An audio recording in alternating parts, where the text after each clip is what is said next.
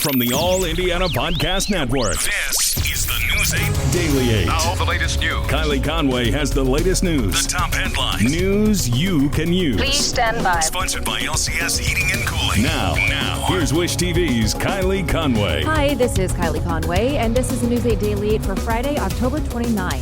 Some on and off showers likely for your day. Flooding is still a concern. Highs will be near average, top out in the upper 50s. Showers will move out Saturday afternoon, making for a sunny Halloween with highs in the low 60s for your Sunday. President Biden is meeting with Pope Francis in Rome today. He arrived this morning. Biden is the second Catholic president in U.S. history behind JFK. This is not the first time the two have met. Then Vice President met with him during the Pontiff's visit to Philadelphia in 2015. CNN contributor Father Edward Beck spoke about the visit last night, saying he expects the pair to talk about hot-button issues like the pandemic, climate change, and immigration. Biden is also scheduled to meet with the president of France, Emmanuel Macron, today before heading to the climate summit in Scotland. It's the first time the two will meet since the U.S. agreed to provide nuclear-powered submarines to Australia, causing France to recall their ambassadors from the two countries in retaliation.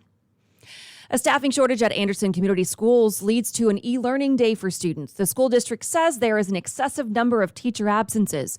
Anderson already planned for an e-learning day on Monday for parent-teacher conferences. The corporation says students will return to the school on Tuesday. And teachers for Indianapolis Public Schools are getting a raise. The school board approved it last night. The plan happens over the next 2 years. The first year, teachers will get between $1,400 and $2,600, depending on factors like performance and experience. The second year is between $1,500 and $2,700. The raises start next summer. Teachers and bus drivers in Pike Township want change.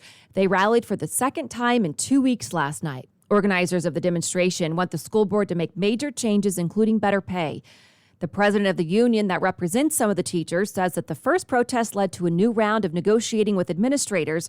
The talks were not successful. The district's also dealing with bus driver shortages that have led to e-learning days this semester. Children 5 to 11 years old could be one step closer to getting vaccinated against COVID-19.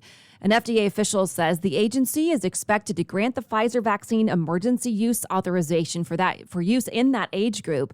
Health experts are encouraging parents to get their kids vaccinated, but a new survey from the Kaiser Family Foundation shows most parents will not do it, at least not right away. According to the data, 27% of parents say that they'll get their child vaccinated right away. 33% say they'll wait and see. 5% said they will only do it if it's required. And 30% say they will not do it. Absolutely not. Parents are citing a number of concerns. 2/3 say that they're worried about long-term health effects, particularly when it comes to fertility in their child's future. Health experts say that that's no reason to worry and that there's nothing in the data to suggest that, going as far to say that there's no biologically plausible mechanism through which that would occur.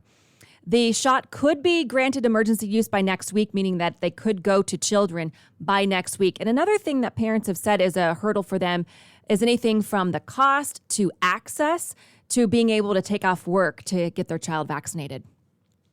Secretary of Transportation Pete Buttigieg is calling attention to a sad and startling statistic. The U.S. is on track to lose 40,000 people to deadly crashes this year. A new U.S. Department of Transportation report released says that more than 20,000 people have died from traffic crashes from January through June. That's up more than 18% from 2020. The U.S. DOT says it will release its first ever national roadway safety strategy to try and reduce serious injuries and deaths on the road. According to the U.S. DOT, the strategy uses a safe system approach. The actual plan is set to come out in January, but it did share 5 principles: safer people, safer roads, safer vehicles, safer speeds, and post-crash care.